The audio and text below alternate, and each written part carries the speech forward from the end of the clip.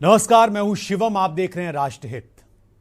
आज राष्ट्रहित में मुद्दा फिर वही जो हम लगातार उठाते रहते हैं। औरैया में एक 17 साल की किशोरी के साथ क्या हुआ ये मैं आपको बताऊंगा तो आपको बड़ी हैरानी होगी। इस किशोरी का शव नग्नावस्था में गांव से करीब आधा किलोमीटर दूर एक बाजरे के खेत में पड़ा हुआ मिला। उसके गले में दुपट्टा लिपटा हुआ था। ये देखकर परिजनों ने रेप के बाद हत्या का आरोप लगाया। वीडियो बड़े चौंकाने वाले, हैरान करने वाले थे। एसपी हैं वहां की चारू निगम, उन्होंने मौके पर पहुंचकर जांच पड़ताल की। ये देवियापुर थाना क्षेत्र का मामला है। यहां के एक किसान की 17 साल की बेटी है। सोमवार सुबह करीब 8 बजे वो खेत में गई और तभी ये घटना हुई। लड़की के जो पिता हैं उन्होंने कहा कि रेप के बाद हत्या की गई। और ये तस्वीरें आप जो देख रहे हैं, इसमें पुलिस वाले शव को लेकर दौड़ रहे हैं और पीछे पीछे जो मृतक लड़की है उसकी मां दौड़ रही है। और उनके पिता का जो बयान आया, उन्होंने कहा कि जब वो घर लौटे तो बेटी घर पर नहीं मिली। उसकी तलाश शुरू हुई तो पता चला कि वो खेत की तरफ गई थी। उसके बाद घर से करीब 500 मीटर दूर बाजरे के खेत में काफी अंदर बेटी का शव उसकी मिला।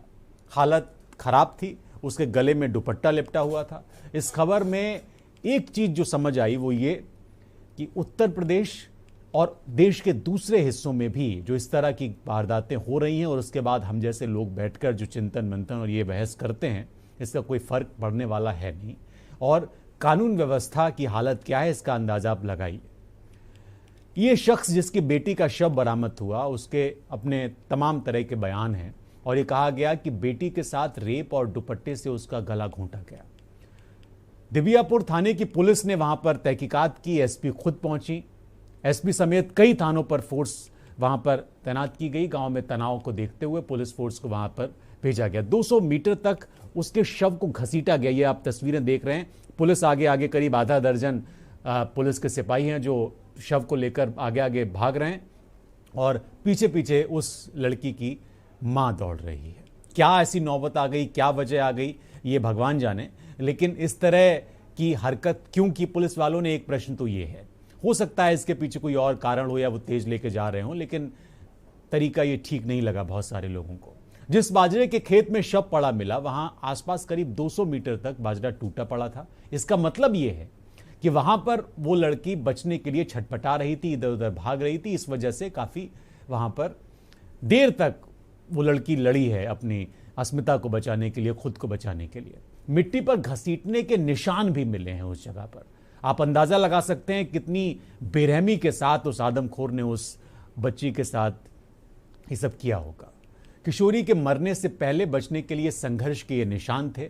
पुलिस और फॉरेंसिक की टीम ने मौके पर पहुंचकर तथ्य जुटाए। पुलिस को मौके से चप्पल मिली। इसके बाद डॉग स्क्वाड को बुलाकर जांच शुरू की गई। डॉक्टरों का पैनल पोस्टमार्टम के बाद जो रिपोर्ट देगा उसके बाद पता चलेगा। हालांकि चारू निगम जो कि एसपी हैं, उनका एक बयान आया। उन्होंने बयान में ये कहा कि 17 साल की किशोरी के शव बाजरे के खेत में मिलने के बाद पुलिस पूरी तत्परता से जांच कर रही है। लेकिन हमारा सवाल राष्ट्रहित में यह है कि ये नौबत क्यों आई। और सिर्फ देवियापुर या औरैया का ये मामला नहीं है। एक और घटना हुई बुलंदशहर में, जहां पर 2 लोगों का गला काट दिया गया। कानून व्यवस्था की बात हम कर रहे हैं। अभी दशहरा है, दशहरा पर रावण का वध किया जाएगा। बुराई पर अच्छाई की विजय के प्रतीक के तौर पर हम इस त्योहार को मनाएंगे। लेकिन जो असल हालत है वो किसी से छिपी नहीं है।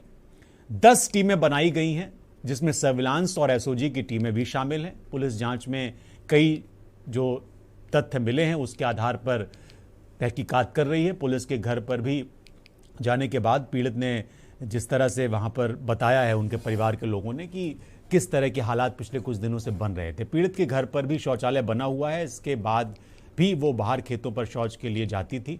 इसको लेकर भी पुलिस जांच कर रही है। और बहुत सारे ऐसे लोग हैं, ये कोई ऐसी जांच का विषय नहीं है। गांव देहात के लोगों में बहुत सारे ऐसे हैं कि शौचालय बना होता है फिर भी वो खेतों में जाते हैं। हालांकि इसको लेकर बहुत अभियान चला, लेकिन इसका एक ये भी सच है। बड़ी बहन की शादी हो चुकी है। शादी भाई जो है उसके बाद गुजरात में रहता है। बताया जा रहा है कि मृतका की 2 बड़ी बहनों की शादी हुई है। उसका भाई अपने परिवार के साथ शादी के बाद गुजरात चला गया। माँ और पिता के साथ ये बच्ची गांव में रह रही थी।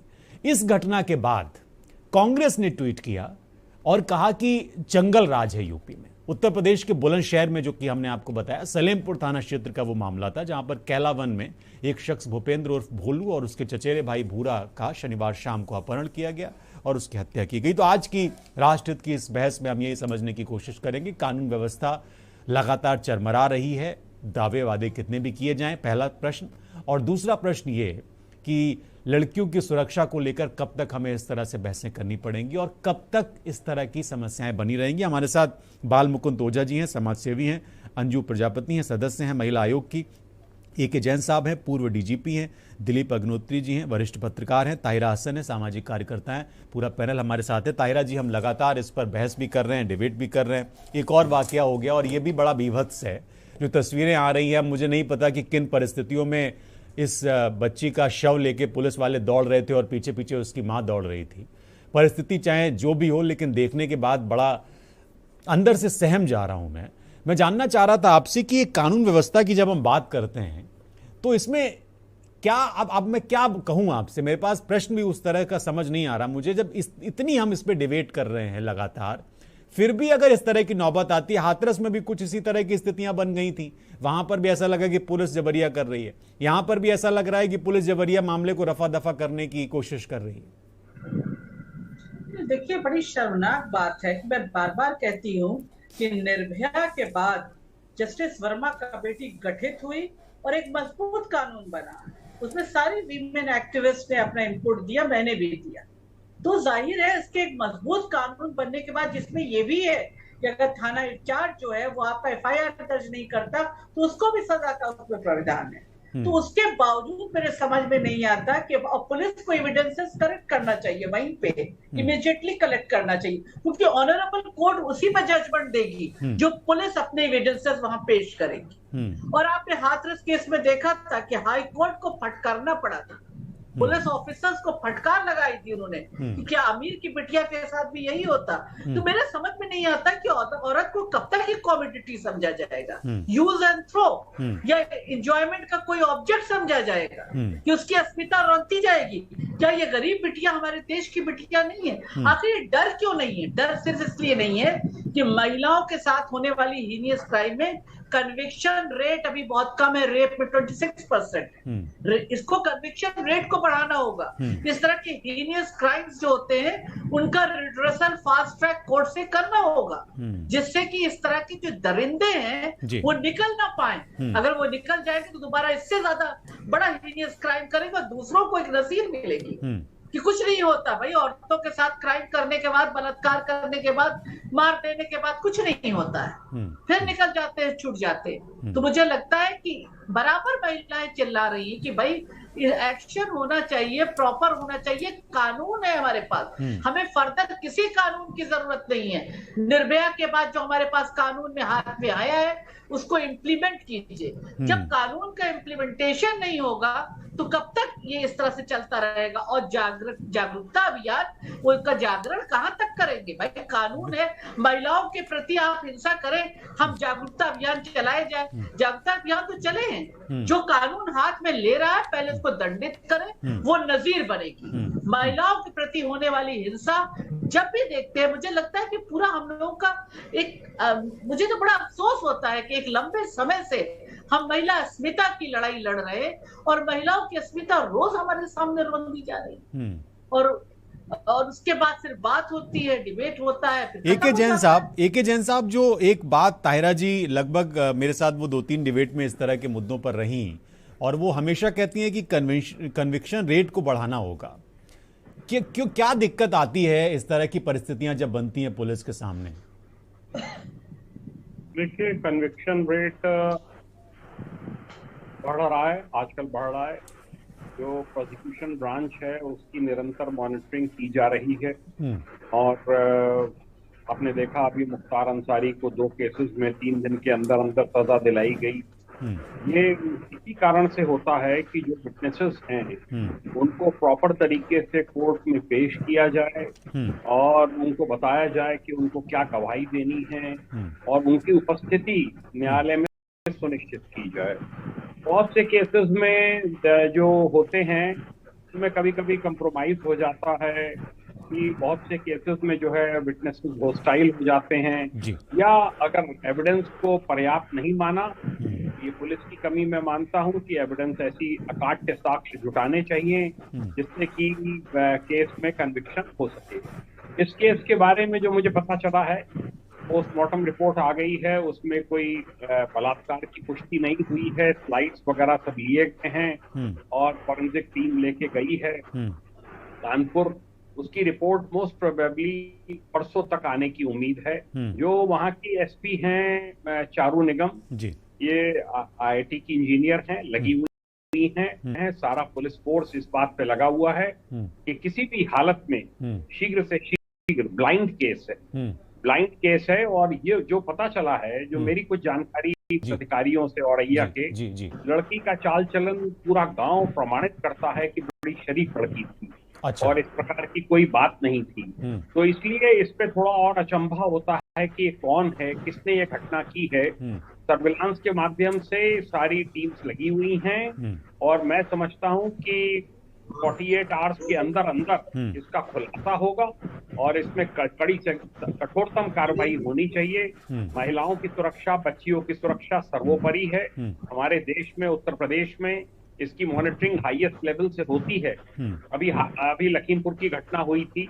तो ये जो घटनाएं हैं ये शर्मनाक हैं और एक समाज के ऊपर कलंक हैं और इसमें इनको रोकने का यही तरीका है कि इतनी कड़ी कार्रवाई की जाए कि वो एक नजीर बने आगे के लिए और फास्ट ट्रैक कोर्ट में मुकदमा चलवाया जाए और जिससे जल्दी से जल्दी सजा। बाल मुकुंद जी देखिए, ये बात लगातार जैन साहब भी ये बात कह रहे हैं, ताहिरा हसन जी भी लगातार डिबेट्स में इस तरह की बात कहती हैं कि कार्रवाई ऐसी होनी चाहिए कि नजीर बने। आप चूंकि समाज को खोदते रहते हैं, समझते रहते हैं, मैं लगातार मेरे ख्याल से दर्जनों इस तरह की डिबेट्स में मैं रहा हूं जो मैंने की हैं महिलाओं की सुरक्षा से जुड़ी हुई। अभी हाल फिलहाल में ही मैं पिछले 3-4 हफ्तों की अगर बात करूं उसमें भी ये एक बड़ा यक्ष प्रश्न है कि पिछले 1 दशक से जब से मैं इसको समझ रहा हूं, मैंने कई रेप पीड़िताओं का इंटरव्यू भी किया एक प्रोजेक्ट के सिलसिले में। मुझे एक चीज समझ में आती है कि सोसाइटी में एक जो महिलाओं के प्रति इस तरह के अपराध की वजह है वो अभी तक समझ नहीं आ रही है कि उसको हैंडल कैसे किया जाए। एक मोटी चीज है कि भाई कन्वेंशन रेट बढ़ाइए, कानून को और पुख्ता करिए, नजीर पेश करिए, लेकिन क्या आपको लगता है कि इससे भी और कोई गहरी जड़ हो सकती है जिसकी वजह से हम शायद वहां तक नहीं पहुंच पा रहे हैं? क्योंकि ये सब चीजें तो हमारे पास कानून हैं, सारी चीजें तो हैं ही। जी बिल्कुल सही कहा आपने। इससे भी गहरी जड़ें हैं जहां तक हम लोग नहीं पहुंच पा रहे हैं। चूंकि एक मोबाइल इंटरनेट के माध्यम से इतनी विकृत मानसिकता फैल चुकी है गांव-गांव, घर-घर, उसका एक प्रमुख कारण है अशिक्षा। जो अशिक्षित बच्चे हैं, क्या ऐसा कोई प्रमाण है कि जब ये फोन नहीं थे, मोबाइल नहीं था, इंटरनेट नहीं था, तब इस तरह की घटनाएं कम होती थी? कोई रिसर्च आप अगर बताना चाहें। इस तरीके का प्रमाण तो बता पाना बड़ा असंभव है, लेकिन ये निश्चित रूप से है कि इंटरनेट के माध्यम से अपराध में बाढ़ की तरह के एक बाढ़ आ गई। माता पिता अपने बच्चों पर ध्यान नहीं रखते हैं और वो मोबाइल में जो भी देखते हैं और उनके मन में विकृति आती है और उससे ये परिणाम उसका यही होता है। और अभी हमारे प्रमुख वरिष्ठ पुलिस अधिकारी महोदय ने, ताहिरा बहन ने भी बताया कि वो तो हम उसके बाद की बात कर रहे हैं कि अपराध होने के बाद कि हम उनको कितनी कड़ी से कड़ी सजा दिला सकते हैं। उससे पहले क्या करना चाहिए, जो अभी आपने प्रश्न किया है, उस जड़ों तक पहुंचने की जरूरत है कि ऐसा अपराध होता ही क्यों है। फिर बाद में हम उस पर निंदा करें, शोक जताएं, दुख व्यक्त करें, लकीर पीट लें, पुलिस पर इल्जाम लगा दें, प्रशासन पर लगा दें। उससे पहले हम उसको रोकने के लिए समाज में एक ठोस कदम क्यों नहीं उठाते कि ऐसी दुर्भावना, ऐसी विकृतियां जिन पर नियंत्रण रखा जा सके, उस पर क्यों नहीं हम लोग नियंत्रण सकते। हमारा तो सबसे पहला कहना है ये समाज के अंदर जागरूकता लानी चाहिए।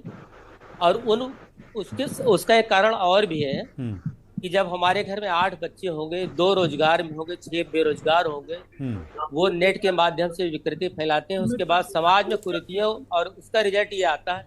ये तो हम लोग बात की बात कर रहे हैं कि उसको सजा दिलाई जाए, या अपराध हुआ है या निंदा करनी है। या जय साहब तो हमारे बहुत वरिष्ठ हैं, इनको सब जानकारी भी है। उससे पहले क्यों नहीं किया जाता? उससे पहले क्यों नहीं किया जाता? अंजू प्रजापति जी हमारे साथ जुड़ गई हैं, सदस्य हैं महिला आयोग की। अंजू जी, आपका स्वागत है। ये जो एक परिस्थिति बनी, इससे पहले भी एक डिबेट में आप मेरे साथ थी, इसमें दो चीजें निकल कर आई। एक तो तायरा जी कह रही हैं भाई कन्विक्शन रेट बढ़ना चाहिए। एक बात यह है कि पेरेंटिंग को लेकर प्रश्न उठ रहा है कि भाई पेरेंटिंग आप पहले उसको रोकने की दिशा में काम करिए। जैन साहब ने कहा कि कानून व्यवस्था के लिहाज से चीजें हो रही हैं, लेकिन फिर भी अभी बहुत सारी गुंजाइश बचती है। आप महिला आयोग से हैं, मुझे जरा बताइए कि ये आपके आयोग की क्या भूमिका है, क्योंकि इस तरह की डिबेट्स मुझे लगता है ये अनंत काल का हिसाब किताब है, हम लोग करते रहेंगे, इसमें कुछ होने जाने वाला है नहीं। ऐसे मुझे तो ऐसा लग रहा है मैं निराश हो गया हूं। ये परिस्थिति हर चौथे दिन इस तरह की घटना आती है। अभी आगे मैं गूगल पे डालूं तो 5 से 7 घटनाएं और मिल जाएंगी जिसपे मुझे बहस करनी पड़ सकती है। क्या हम उस भाव में आ सकते हैं कि अभी भी गुंजाइश, हमें कोई आशा की किरण दिख रही है कि कम से कम इस तरह की बीभत्स घटनाओं पे तो हमको बहस ना करनी पड़े, बात ना करनी पड़े, ये ना हो समाज में? बिल्कुल, आयोग के नाते एक तो ऐसी जो घटनाएं हो रही हैं, मतलब संज्ञान तुरंत लिया जा रहा है और संज्ञान लेने के साथ साथ आदेशित भी किया जाता है कि जो इसके लिए जिम्मेदार हैं उनको जल्द से जल्द सजा दिलाई जाए। और जैसे अब मुझसे पूर्व जिन लोगों ने बोला, वो तायरा जी ने बोला, सर ने बोला, ये एग्जैक्टली सही है कि एक तो कहीं ना कहीं जो न्याय व्यवस्था है, जो सजा मिलने का प्रावधान है, वो कहीं ना कहीं ढीला है, जिसकी वजह से इन लोगों का मन बढ़ा हुआ है।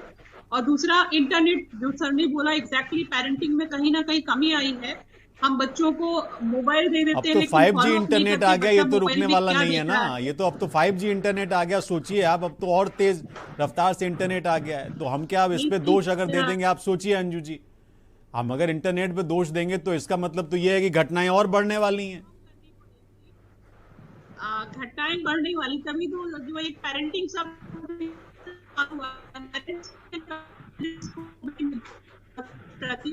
बच्चों के मन में इस तरह की विकृतियां ना पैदा हो, उनको हम सही सलाह दें, सही संस्कार दें, जिस वजह से ये अगर घटनाएं घटित हो रही हैं, अगर हम बेटियों को संस्कार देते हैं तो बेटों को भी बराबर संस्कार दें। हाँ, नहीं, एक चीज मैं समझ नहीं पाता कि ये बात, मैं जितनी भी डिबेट करता हूं उसमें 2-3 चीजें बड़ा कॉमन है। एक तो ये है कि न्याय व्यवस्था मजबूत होनी चाहिए, दूसरा ये कि पेरेंटिंग होनी चाहिए। अब एक तीसरा ये हो जाता है कि भाई इंटरनेट का तो कुछ किया नहीं जा सकता, वो 5G आएगा, 6G आएगा, 8G आएगा, वो बढ़ता रहेगा। लेकिन ये पेरेंटिंग का मसला है, ये कहां से आती है? भाई माँ बाप जो है वो अपना पालते हैं बच्चों को, स्कूल में उनको पेरेंटिंग दी जाती है, सोसाइटी से कुछ सीखते हैं। दिलीप जी, आप मुझे ये बताइए कि ये 2-3 चीजें, न्याय व्यवस्था पे मैं आपसे जवाब चाहता हूं, आप तो इन सारी चीजों पे लंबा अनुभव है आपको। ये न्याय व्यवस्था हमेशा इस तरह के मामलों में कटघरे में क्यों आ जाती है? ये कहा जाता है कि भाई फास्ट ट्रैक कोर्ट बनाइए, तेजी से लोगों को पकड़िए, लेकिन वो एक प्रक्रिया, एक प्रोसेस के तहत आता है। मैं समझना चाहता हूं कि हमेशा इस तरह की घटनाओं में न्याय व्यवस्था को नंबर 1 पे दोषी क्यों माना जाता है और हम क्यों इस एक ही चीज को दुरुस्त नहीं कर पा रहे हैं? देखिए, मैं मानता हूं कि अब ये वो इस तरह की घटनाएं हैं, या भी जो समाज के, सभ्य समाज को कलंकित करने वाली जो भी घटनाएं हैं, उसमें अब किसी एक संस्था को दोषी ठहराना, एक तरफ उंगली उठाना, ये भी न्याय संगत नहीं है।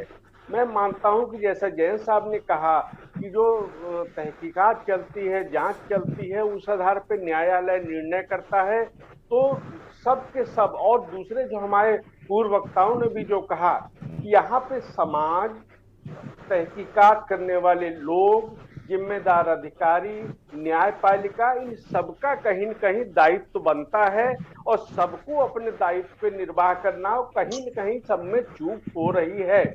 जो दायित्व तो बनता ही है भाई, इसमें भी लोग बैठे हैं, पुरुष ही है ना, इनके भी बच्चे हैं, लड़कियां हैं, लड़के हैं। ऐसा थोड़ी है ये जो जिनके साथ बलात्कार हो रहा है, रेप हो रहा है, ये आसमान से गिरते हैं और इनकी अलग दुनिया है। भाई दायित्व तो सबका है, बहन बेटियां तो हमारी भी हैं।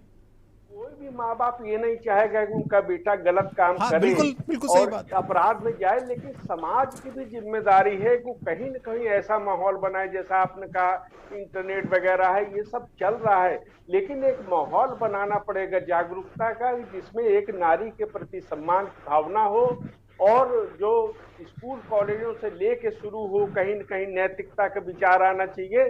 तो ये सब समाज की भी जिम्मेदारी है। अगर इंटरनेट आ जाए, लेकिन यानी कहने का मतलब ये है दिलीप जी कि समाज कहीं ना कहीं बहुत बुरे दौर में है इस समय, ये हम कह सकते हैं।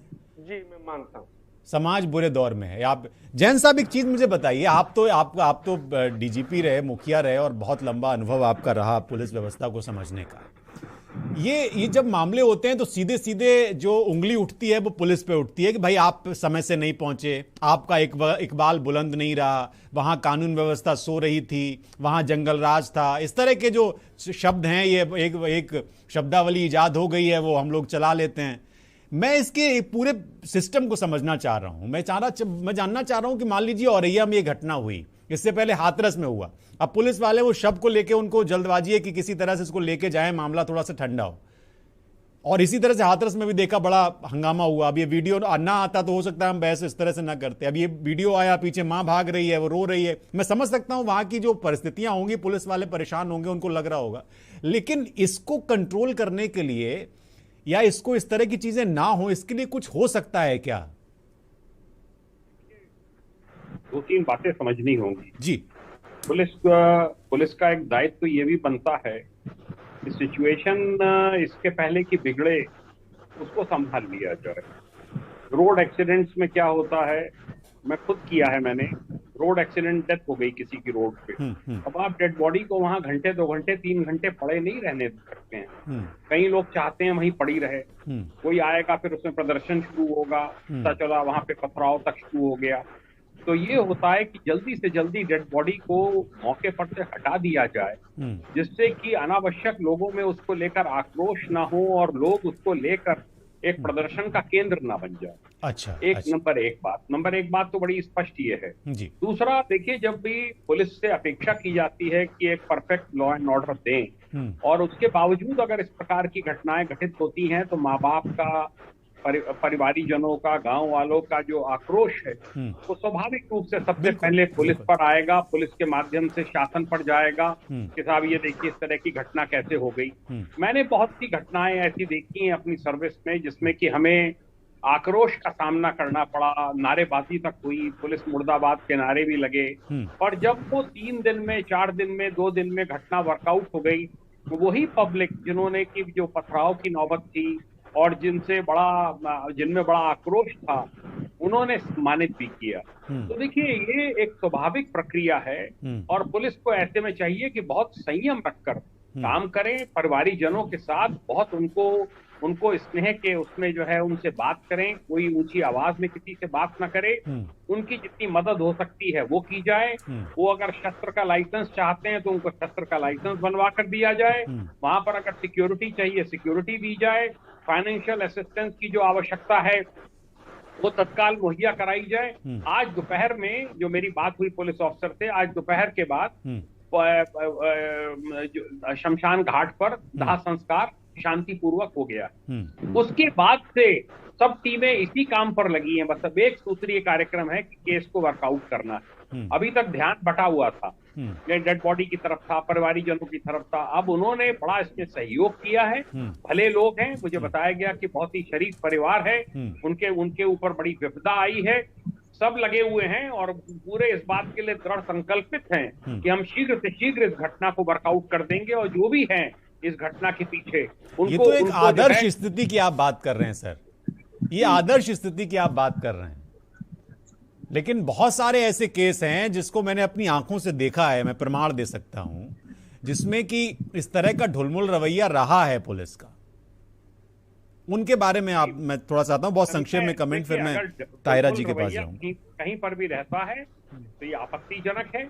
ऐसे पुलिस अधिकारियों के विरुद्ध कार्रवाई होनी चाहिए जो ऐसी निर्मम घटना में भी ढुलमुल रवैया अपनाते हैं, और उनके वरिष्ठ अधिकारियों को चाहिए, वहां आईजी वगैरह सब पहुंच गए हैं कानपुर के। अच्छा। चारू निगम खुद में एक संवेदनशील महिला हैं। हाँ। और मैं समझता हूं जल्दी से जल्दी वो इस घटना का बिल्कुल ईमानदारी से पर्दाफाश करेंगे। बिल्कुल। एक छोटे से ब्रेक के लिए मुझे रुकना होगा, ब्रेक के बाद मैं बालमुकुंद जी और ताहिरा जी आपके पास आऊंगा। एक छोटे से ब्रेक के लिए रुक रहा हूं, ये बहुत सेंसिटिव इशू है और इस पर बात होनी चाहिए। हालांकि हम लगातार कार्यक्रम करते हैं और अलग अलग तरह की राय भी लेते हैं, कोशिश करते हैं, लेकिन फिर भी इस तरह की घटनाएं नहीं रुक रही हैं और अगली घटना पिछली घटना से ज्यादा विभत्स होती है। ये थोड़ा सा चिंता की बात है। एक छोटे से ब्रेक के लिए रुकते हैं, फौरन लौटते हैं। आप देख रहे हैं के न्यूज, खबरों का सारथी। देखें कौन नया खिलाड़ी आया है, समझा देते हैं, प्यार से समझाएंगे। ये तो अपनी जुबान है। जुबान एक हो तो दिल भी एक होने चाहिए। विमल, बोलो जुबान केसरी। फिट रहना है तो फिटनेस हेल्थ ऑयल ले आओ। You are correct. हाँ, करेक्ट होता है बाबूली। सही बोले हैं, तो ले आइए फिटनेस हेल्थ ऑयल। आप देख रहे हैं के न्यूज, खबरों का सारथी।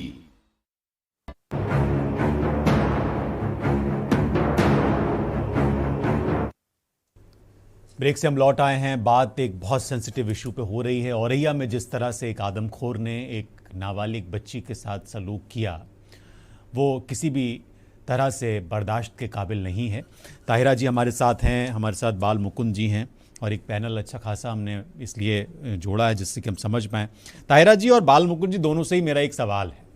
सवाल मेरा ये है कि ये एक आम मैंने देखा है पिछले कुछ घटनाओं में कि कोई लड़की अगर इस तरह की घटना में शिकार होती है, उसके साथ इस तरह का वाकया अगर होता है, तो एक पहलू निकलता है कि क्या उसका संबंध था। इस तरह से देखा जाता है कि भाई उसके घर में शौचालय नहीं था इसलिए वो बाहर क्यों जाती थी, या था शौचालय फिर भी बाहर क्यों जाती थी।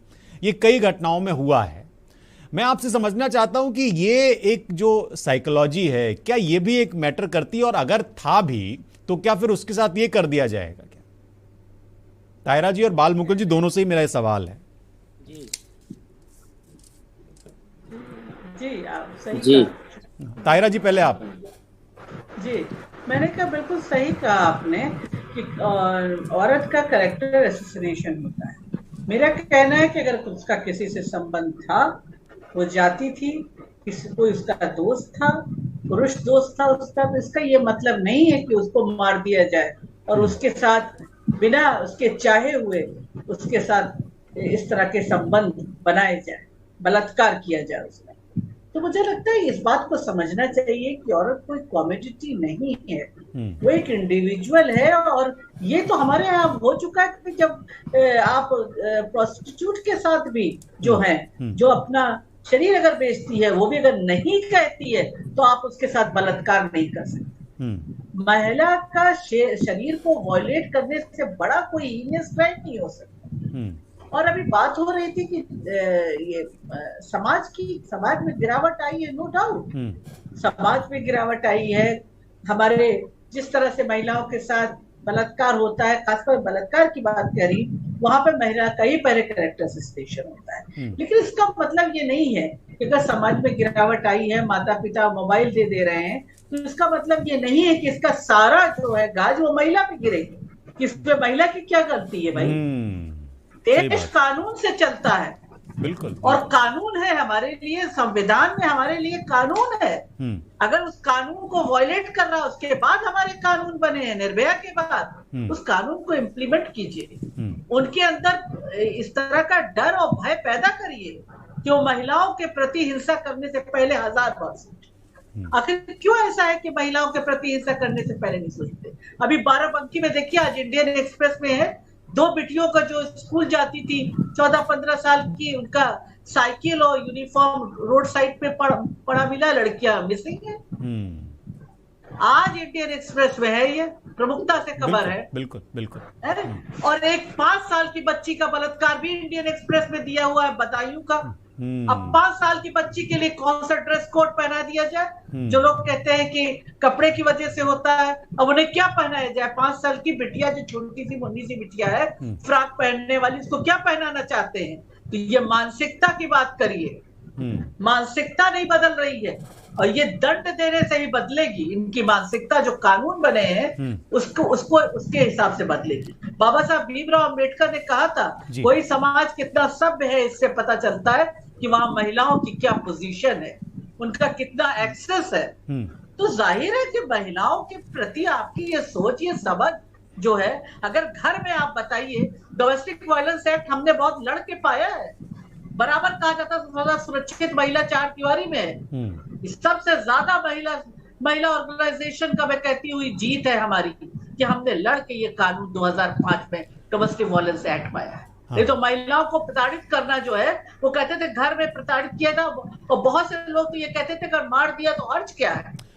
महिला की कोई अस्मिता नहीं है। बाल तो मुकुंद आप जी, इस तरह की हाँ, बाल मुकुंद जी, जो ये ताहिरा जी ने जिस ओर इशारा कर रही हैं, ये वो बड़े सख्ती से कह रही हैं कि भाई कानून है तो उसको इम्प्लीमेंट करना पड़ेगा, सख्ती के साथ करना पड़ेगा। लेकिन समाज की गिरावट का एक जो जिक्र लगातार हो रहा है कि समाज में गिरावट आ रही है, दिलीप जी ने भी उस ओर इशारा किया। अब तो समाज को थोड़ा सा उन्नत होना चाहिए, अब तो सारी चीज़ें हाइब्रिड हो गई, अब तो इतना सारा हमारे पास शिक्षा के तमाम साधन हैं, इतनी सारी चीज़ें, तो समाज ये गिर क्यों रहा है, इसमें गिरावट क्यों आ रही है? एक तो प्रश्न मेरा इस पे है। दूसरा प्रश्न जो मैंने पहले आपसे किया था, जिसका जवाब मैंने ताहिरा से लिया, वो जी मैं जवाब दे रहा हूँ। देखिए, होती है तो लड़के के माता पिता पहले तो अपना सम्मान बचाने के लिए बेचारे कि मान सम्मान न जाए कुछ दिन दबाते, उसके बाद अगर वो जाते हैं शिकायत तो पुलिस अपना सम्मान और मान बचाने के लिए वो रिपोर्ट ही नहीं दर्ज करती। उस तर्ज पर अभी एक दिल्ली में मर्डर हुआ, जो गवाही दे के लौटा और उसको चाकू से गोद दिया गया।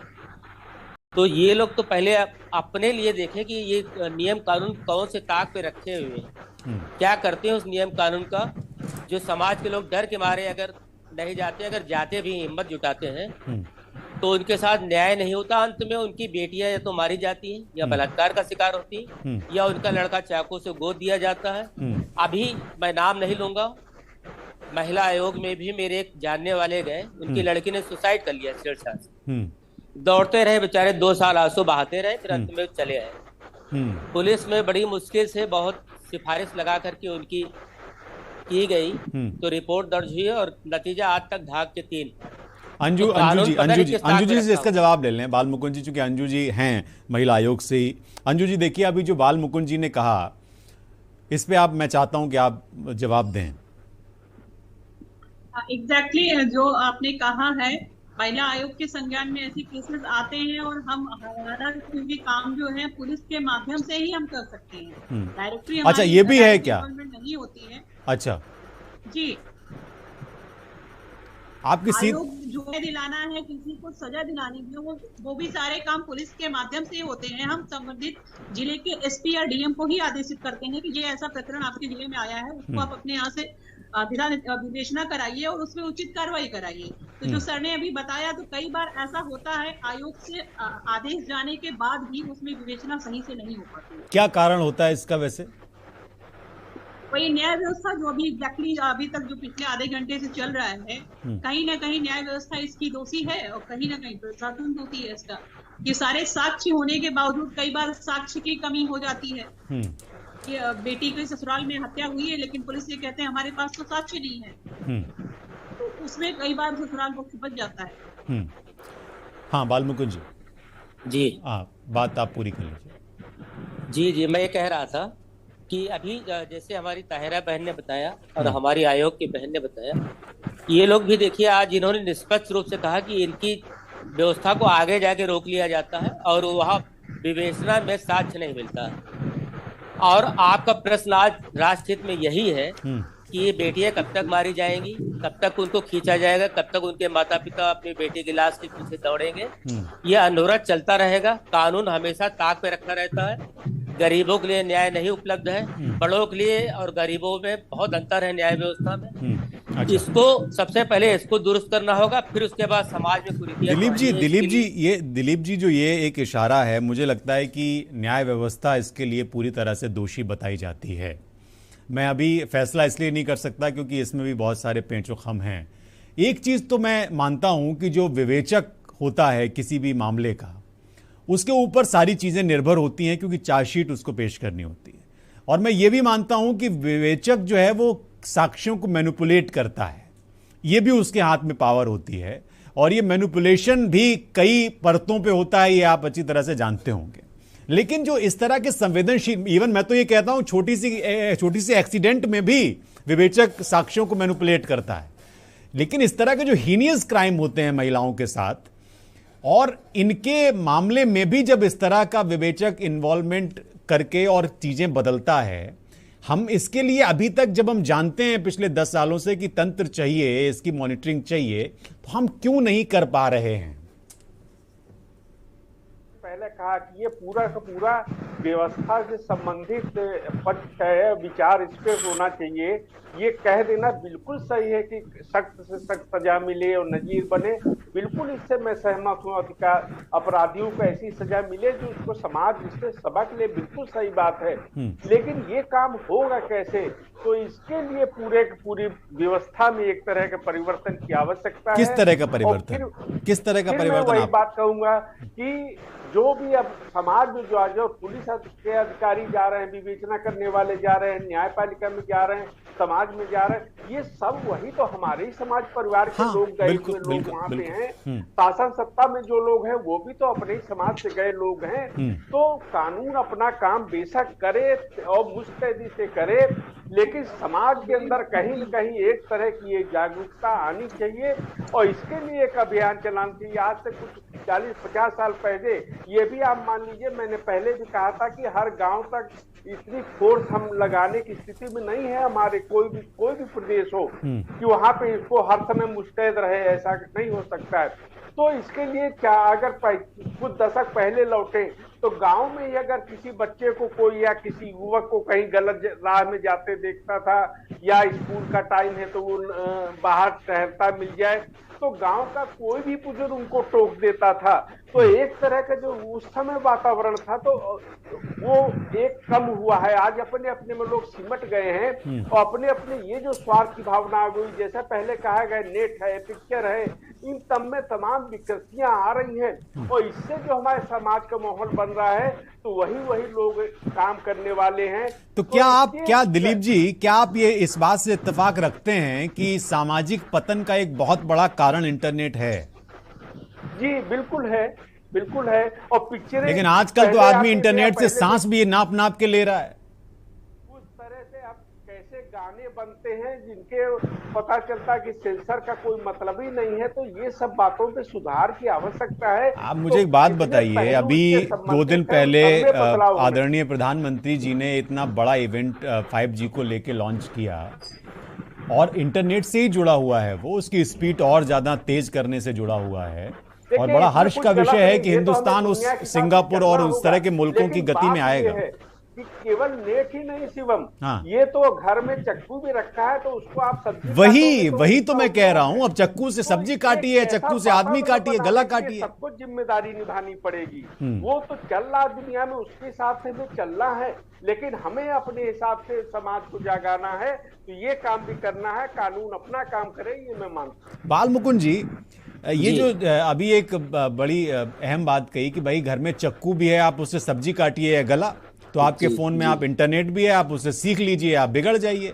तो ये चाकू और इंटरनेट की तुलना मैं आप समझना चाहता हूं कि इसको थोड़ा सा बताइए, क्योंकि न्याय और इंटरनेट, पेरेंटिंग और उससे जुड़ा हुआ है। ये एक ऐसा लग रहा है मुझे कि हर डिबेट में 2 चीजें आती हैं कि आप अपने बच्चे को नहीं बता पा रहे, समाज के पतन हो रहा है।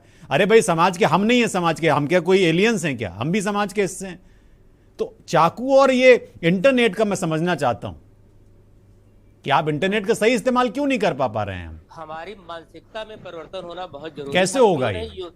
क्यों नहीं हम यूरोप और यूएस की तरह उस इंटरनेट का इस्तेमाल करते हैं जिससे विकास हो? क्यों हम उसको धरातल पे ले जाना चाहते हैं? तो हमारी मानसिकता ही वहां नहीं जाती ना, हमारे शिक्षा का अभाव। और वो नेट का प्रयोग करते हैं इंजीनियरिंग के लिए, हम नेट का प्रयोग करते हैं अश्लील गाने सुनने के लिए, अश्लील फिल्मों के लिए, फिर उसी से हम रेप, हत्या, बलात्कार और चाकू चलाने पे आ जाते हैं। चाकू और उसका नेट का यही है। अंजू जी, क्या आप मानती हैं क्या ये जो एक दलील है जिसपे मुझे लगता है कि पैनल में लगभग सभी हमारे मेहमानों ने इसकी ओर इशारा किया है, किसी ने ज्यादा किसी ने कम, आप इत्तेफाक रखती हैं क्या इस चीज से? और चूंकि आप महिला आयोग से जुड़ी हुई हैं तो महिला आयोग के पास कुछ ऐसा है कि भाई ये मेरे ख्याल से जो मैं आदमखोर शब्द इस्तेमाल कर रहा हूं, तो आदमखोर तो इंटरनेट और समाज हो गया फिर।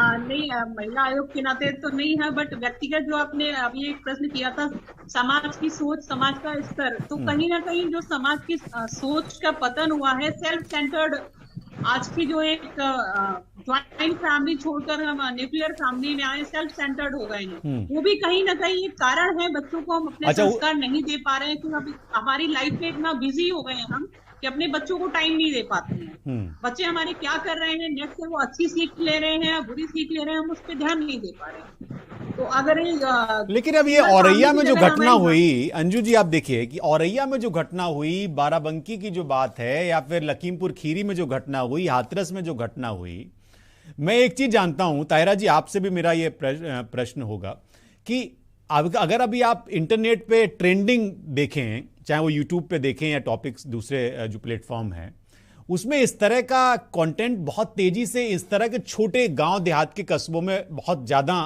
पॉपुलर और वायरल होता है। ये एक लिस्ट है जिसका मैंने आज ही मैंने उसको देखा और समझने की कोशिश की। और आप जब सब लोग इस पे बात कर रहे हैं तो मुझे लग रहा है कि हाँ, ये एक बड़ा मैटर हो सकता है और सरकार इसको लेके काम भी कर रही है, बहुत सारी चीजें बैन भी की जा रही हैं। तो जब बैन हो रहा है तो भाई इस पे भी कुछ तो इसकी होनी चाहिए ना, इसके ऊपर कुछ तो बैठाया जाए कि भाई कम से कम इस तरह के जो वायरल होने के लिए, पॉपुलर होने के लिए, क्योंकि ये तो अमेरिका में बैठी हुई हैं कंपनियां, इनको तो भाई है कि भाई आप इतने व्यूअर पे हम आपको इतने डॉलर दे देंगे। यहां पे लोग तमाशा कर करके स्टार बन जा रहे हैं। पता चल रहा है कि कुछ भी चल रहा है इंटरनेट पे और वो वायरल हो जा रहा है। लड़कियां प्रैंक आप देखिए, प्रैंक वीडियो चलते हैं, एक लड़का वो छेड़ता है वहां पे जाके और उसको मिलियंस लोग देख रहे हैं। क्यों नहीं उसको रोका जा रहा? उसको हम स्टार बना लेते हैं अपने यहां। अगर यही मेन जड़ है, अगर इन सब समस्याओं की और लड़कियों को परेशान करने की, लड़कियों के साथ इस तरह की बीभत्स घटना होने की, ताहिरा जी। बिल्कुल, देखिए आप ये एडवर्टाइजमेंट देखिए, मैं कहती हूँ आप दूर को जाइए, जो हमारे यहाँ एडवर्टाइजमेंट्स आते हैं उनको देखिए, परफ्यूम का एडवर्टाइजमेंट देखिए, आप देखिए एक वाटर टैप का जो एडवर्टाइजमेंट है उसमें महिला का या मोटरसाइकिल है उसमें महिला का। अब अगर आप ये बात करेंगी तो कुछ लोग ये कहेंगे ये तो वुमेन एम्पावरमेंट है। देखिए महिलाओं के बिना परफ्यूम इसका भी ऐड नहीं हो पा रहा, मेज का भी ऐड नहीं हो पा रहा। नहीं बिल्कुल, आप उसमें महिला को कॉमोडिटी बनाया गया, उसके शरीर को कॉमोडिटी। अगर मैं आपको ताहिरा जी, मैं आपको बता रहा हूं, अगर अभी सरकार ये कह दे कि आज से महिलाएं किसी भी इस तरह के विज्ञापन में नहीं दिखेंगी, तो मैं आपको लिख के दे रहा हूं कि अभी एक नया आंदोलन खड़ा हो जाएगा। नहीं, हमारी उन महिलाओं से भी रिक्वेस्ट है कि आप अपने आप को कॉमोडिटी ना बनाएं, जो भी थोड़ी सी हैं, क्योंकि महिलाएं जो अपनी अस्मिता को समझती हैं, और वो आप सिर्फ एक एडवर्टाइजमेंट के लिए, एक परफ्यूम के लिए, एक मोटरसाइकिल के एडवर्टाइजमेंट के लिए अपने शरीर को आप क्यों वो कर रही हैं? इसमें तो आपको ऑब्जेक्ट करना चाहिए, उसको और तरीके से आप कर सकती है, प्रोजेक्ट कर सकती है। और मुझे लगता है इसके खिलाफ एक दर्शक हैं लखनऊ से हमारे साथ, नीतू जी। नीतू, आप अगर हैं बहुत स्वागत है आपका, कुछ कहना चाहती हैं, बताइए। देखिए, कोई भी सरकार है, लॉ एंड ऑर्डर हमेशा से ही कटघरे में रहा है। योगी सरकार भी जब सत्ता में आई थी तो यही कह के आई थी कि लॉ एंड ऑर्डर को सुधारेंगे ये, लेकिन उस हिसाब से सुधरता हुआ कुछ दिखाई नहीं दे रहा है। और कोई भी अपराध हो या गैंग रेप की घटना हो, पहली प्राथमिकता भैया देखिए पुलिस की ही बनती है कि वो अपराध को किस दिशा में ले जा रही है। न्याय व्यवस्था की बारी तो बाद में आती है। पहला सवाल तो पुलिस पर ही उठता है। गरीब व्यक्ति है अगर, तो पुलिस उसकी बात नहीं सुनती है। अभी हाल में देखिए, जैसे बिल्किस बानो के आरोपियों को छोड़ दिया गया तो लोगों में न्याय के प्रति भी डर खत्म होता दिखाई दे रहा है, अपराध बढ़ते जा रहे हैं। और पुलिस और न्याय व्यवस्था अगर माना जाए तो एक ही सिक्के के दो पहलू हैं, दोनों ही सुधरेंगे तभी कुछ हो पाएगा, अदरवाइज कुछ नहीं हो पाएगा। बहुत शुक्रिया नीतू जी, आपने कॉल किया मुझे। ये एक बात देखिए निकल के आई जी। हाँ ताहिरा जी, मैंने पहले शुरुआत ही की थी कि ऑनरेबल जो कोर्ट है वो उसी पे जजमेंट देगा जो पुलिस जो है वो एविडेंस को कलेक्ट करके देगी, जो साक्ष्य वहां पे पेश किए जाएंगे। अगर वो सही पेश होंगे तो जाहिर है जजमेंट भी उसी पे आएगा। इसीलिए तो कहा गया है कि फास्ट ट्रैक कोर्ट से ऐसे केसेस का निस्तारण हो और विटनेसेस तो वो तो बनाए गए हैं ना, उनको प्रोटेक्शन दिया जाए। फास्ट ट्रैक कोर्ट तो बनाए गए ताहिरा जी, फास्ट ट्रैक कोर्ट तो बनाए गए हैं, लेकिन कितने जजेस भी हमें और चाहिए, आप सोचिए। तो ये तो अगर आप पढ़ते, ये तो प्याज हो गया है कि आप पढ़ते खोलते जाइए, एक की समस्या के अंदर दूसरी समस्या, दूसरी समस्या के अंदर तीसरी समस्या। वो फास्ट ट्रैक कोर्ट बन गए, वर्किंग होने चाहिए ना। अब भाई आपका निर्भया के बाद था कि हेल्पलाइन होगी, वन स्टॉप वन सेंटर होगा जहां पे हमारी महिला जाएगी, हमारी मार्जिनलाइज क्लास की महिला जाएगी, वहीं पर उसका केस लिखा जाएगा, वहीं पे सब मेडिकल होगा, सब कुछ होगा। तो कितने हैं, पेपर पे है, इससे कोई मतलब नहीं है, वर्किंग होने चाहिए। ये बहुत इंपॉर्टेंट है। और समाज में भी देखिए जो है, जिस तरह से अगर किसी बच्ची के साथ छेड़छाड़ होती है तो लोग वीडियो बनाने लगते हैं, इससे पहले कि वायरल हो जाता है ना वो वीडियो वायरल होता है, उसका भी एक तंत्र है। यहाँ पे समाज की जो है एक कमी साफ दिखती है। आप ताहिरा जी देखिए, आप कि ये वीडियो वायरल होता है और जकरबर्ग उसका पैसा देते हैं यहाँ लोगों को जिनका वीडियो वायरल हो गया। हालांकि अब तो बहुत स्क्रूटनी लगा दी है उन्होंने, तो अब ज्यादा पैसा कम मिलने लगा, लेकिन ये बड़ा चलन है ये। बिल्कुल वही मैं कह रही हूँ, थोड़ा सा समाज का भी यहाँ पर इस तरह का है कि बेटों को भी आप बेहतर उनके अंदर संस्कार डालें, ये माता पिता का है। और अगर घर में भी पिता और जो है माता के साथ मिसबिहेव करता है तो बच्चा जो है, बेटा जो है, वो हमेशा महिला को कॉमेडिटी समझेगा और मिसबिहेव करेगा। ये परिवार के अंदर से शुरू होगा। हाँ दिलीप जी, ये फास्ट ट्रैक कोर्ट को लेकर पिछले 10 सालों से तो खूब बात हुई है और ये भी उम्मीद थी कि फास्ट ट्रैक कोर्ट आने के बाद एक परिवर्तन देखने को मिलेगा, मामले जल्द से जल्द निपटेंगे। लेकिन फिर ये आ गया कि भाई जजेस की कमी है, जो ताहिरा जी जिस ओर इशारा कर रही हैं। न्याय व्यवस्था में ये तो है कि भाई सुधार की पर्याप्त गुंजाइश है, लेकिन अगर आप उस चश्मे से देखें तो मैंने बहुत सारे इस तरह के लोगों से बात की, इस तरह के जब प्रोग्राम्स में बात करते हैं तो वो ये कहते हैं कि भाई हमारी अपनी दुश्वारियां हैं, स्टाफ नहीं है, कोर्ट में इतने सारे केस पेंडिंग हैं, तो फिर ऐसी सूरत में उनको उनकी अपनी समस्याएं भी हैं। दिलीप जी मैं वही बात कह रहा हूँ कि हर स्तर पे जो समस्याएं हैं, तो शासन की भी एक समस्या है, न्यायपालिका भी की समस्या है, तो तहकीकात की भी समस्या है, तमाम बातें हैं, सुधार होना चाहिए, इसके प्रयास चलने चाहिए। फास्ट ट्रैक एक बहुत अच्छा उसका माध्यम बन सकता है, उसमें भी ज्यादा ध्यान देने की जरूरत है। लेकिन जैसा हम लोग भी कह रहे थे, शिवम आपने भी कहा कि जैसे जो कहीं छेड़छाड़ हो रही वहां वीडियो बन रहा है, तो ये जो जिम्मेदारी है, वही मैं कह रहा था, अगर कुछ साल पहले लौटे तो अगर कोई गलत होता देख रहा था, कोई यानी व्यक्ति बुजुर्ग आप जब आज वो स्थिति नहीं है, तो ये भी एक बदलाव, समाज का भी बदलाव, मैं बार बार कह रहा हूँ, ये बहुत जरूरी है। तो उसी समाज से निकल के जब लोग जाएंगे व्यवस्था में, तो भी एक सुधार दिखेगा। और केवल ये पत्तियों को ठीक करने से वो जल्द ठीक नहीं होगी, बिल्कुल, इसलिए बहुत व्यापक ढंग से इस पे विचार करने की आवश्यकता है। अच्छा, एक बहुत संक्षेप में दिलीप जी मैं आपसे उत्तर चाहूंगा। 90 के दशक से मैं देखना चाहता हूं कि 80-90 के दशक में, उम्मीद है कि उस समय आप स्कूल कॉलेज में रहे होंगे, उस समय की परिस्थितियों में क्योंकि इंटरनेट को दोषी माना जा रहा है, उसको विलेन बताया जा रहा है, लगातार कहा जा रहा है वायरल, फेसबुक, ये तमाम तरह की चीजें। उस समय तो चिट्ठियों का दौर था, उस समय क्या स्थितियां थी, उस समय क्या घटनाएं आपको सुनने को मिल रही थी, क्या स्थितियां थी? मैं थोड़ा सा संक्षेप में चाहता हूं आपसे जानना, क्योंकि जो ये प्रश्न आ गया ना कि इसकी वजह से हो रही हैं। उस समय भी अपराध होते थे, लेकिन फिर भी कहीं न कहीं एक समाज का डर रहता था लोगों को, युवकों को, बच्चों को, गलत काम करने वालों को। अगर कोई सफेद बाल वाला किसी को टोक देता था, वो एक बहुत बड़ी बात होती थी। पिक्चरों में भी इस तरह के जो दृश्य आज भी दिखते हैं वो नहीं होते थे।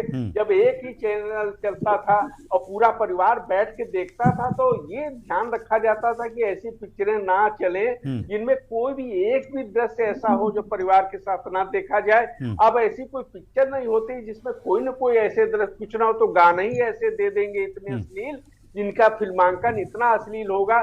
तो ये सब बातों का भी प्रभाव खास तौर पे जो टीनेजर हैं, जो बच्चे नौजवान हैं, उन पे भी पड़ता है। तो समाज भी है और फिल्म भी है, ये सब कुछ मिला के हमको सोचना पड़ेगा कि किस तरह जिम्मेदारी है। वही बात मैं कहूंगा, समाज, शिक्षा, सबको, सब चैनल इस संयुक्त प्रयास से हम इस दानव से मुक्ति पा सकते हैं।